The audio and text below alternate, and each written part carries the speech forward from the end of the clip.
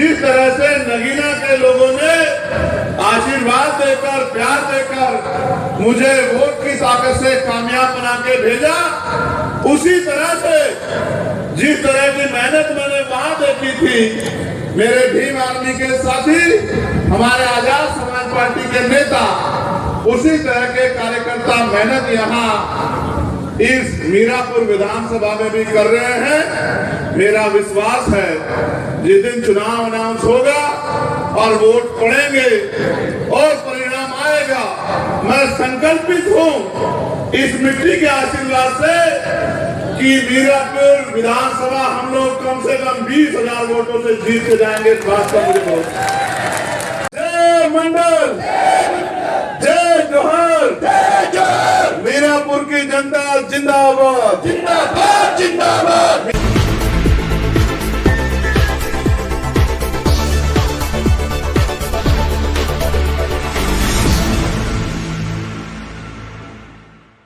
जय मंडल, जय जोहर, जय जोहर। मीरापुर की जनता जिंदाबाद, जिंदाबाद, जिंदाबाद। मीरापुर की माताएं बहनें, महान जनता जिंदाबाद, जिंदाबाद, जिंदाबाद।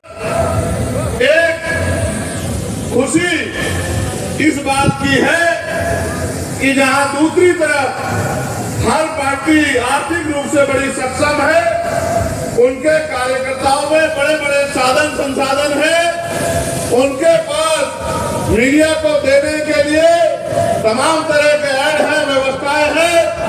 वहां दूसरी तरफ मेरे भीम आर्मी आजाद समाज पार्टी के गरीब घर से आने वाले कार्यकर्ताओं ने मेरी एक आवाज पे जिस तरह से पिछले 7-8 सालों से मेरी हर एक बात पे पहरा देने का काम किया, उससे मैं ये आशा उम्मीद करता हूं कि अगर कोई ईमानदारी से काम करता है तो समाज उसका साथ देता है।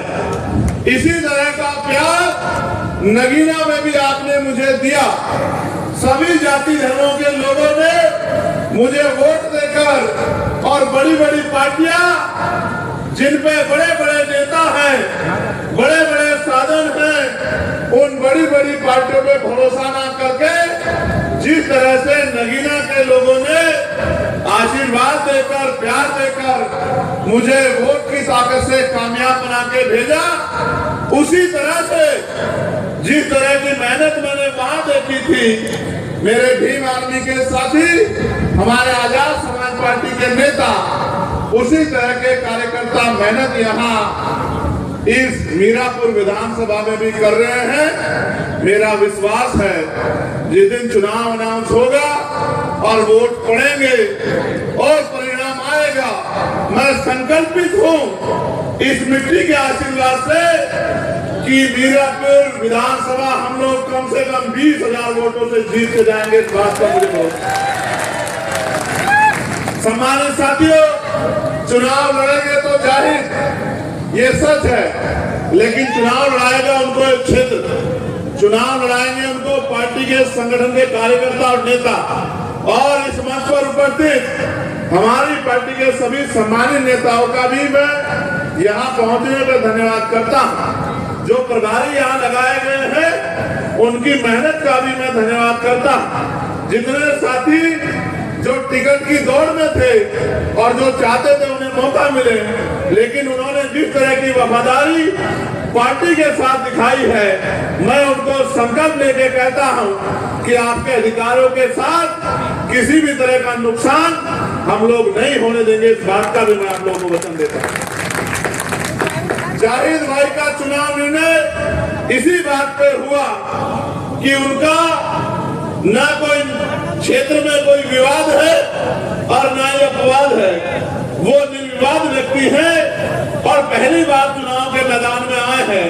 और उनके साथियों ने जिस तरह से पार्टी के प्रति सम्मान का भाव प्रकट करते हुए उनके हाथ मजबूत करने का काम किया, मैं भाई जाहिद से भी ये कहूंगा, उनके परिवार से भी ये कहूंगा कि उनको इन साथियों को साथ लेकर चलना है, इनकी बात को मजबूत करना है, इनकी बात को कभी कमजोर नहीं पड़ने देना है।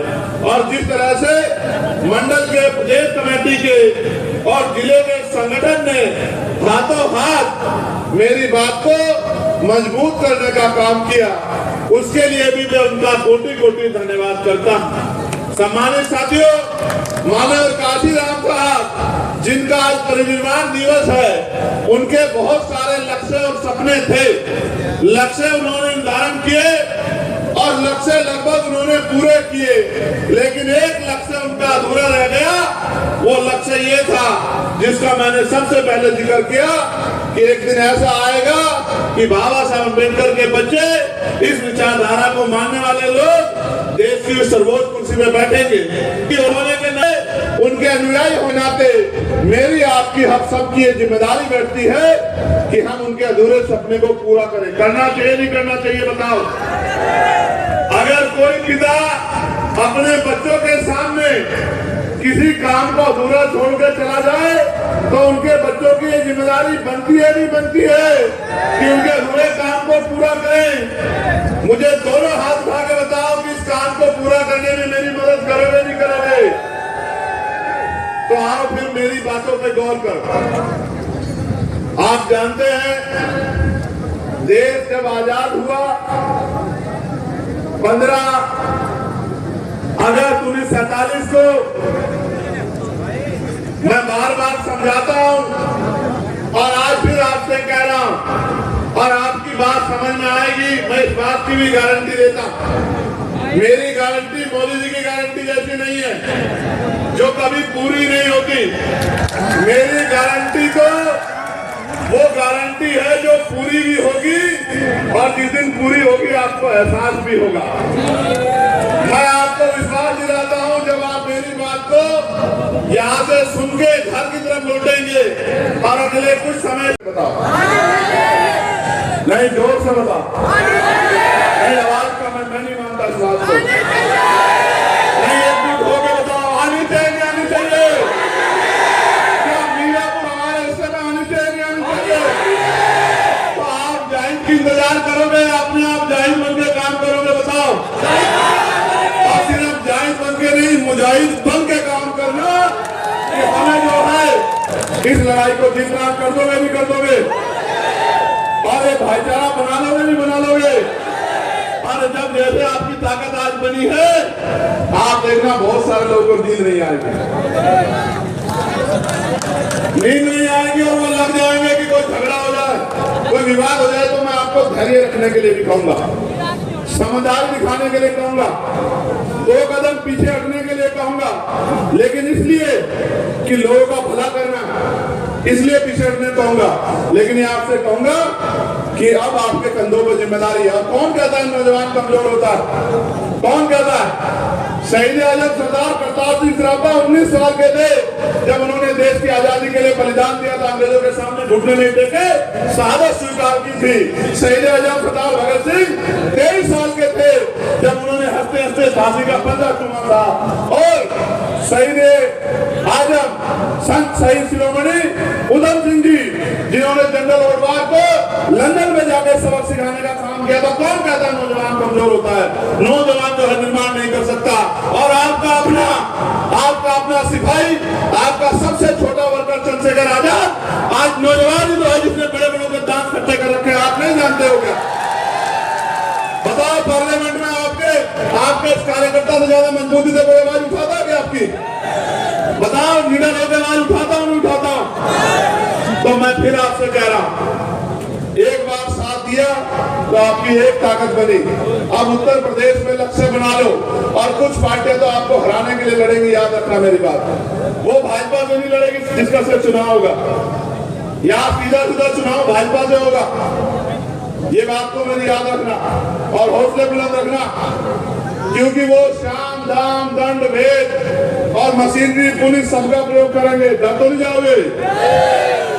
वैसे तो तुम मेरे बहादुर शेर हो, तुम डरने वाले लोग नहीं हो, मैं जानता हूँ इस बात को।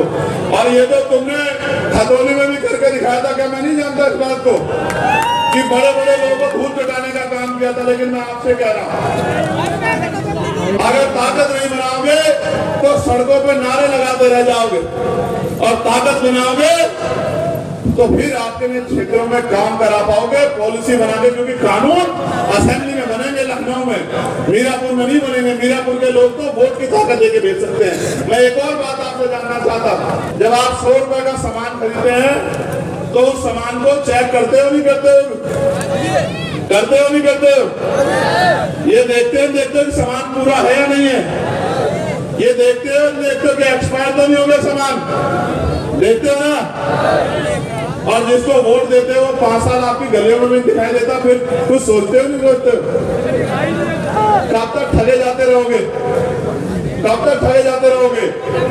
जब 10 रुपए के 100 रुपए के सामान पे सोचते हो तो बाबा साहब अम्बेडकर के कुर्बानियों से मिली, 4-4 बच्चों की कुर्बानियों से मिली वोट को देने जाओगे तो इस बार सोच लोगे नहीं सोच लोगे? पक्का? तो बताओ फिर क्या होगा परिणाम? जोर से बताओ, और जोर से बताओ। चाहते हो नहीं चाहते हो जीते? दोनों हाथ उठा के बताओ, चाहते नहीं चाहते हो? तो ठीक है, फिर मैं धन्यवाद दूंगा।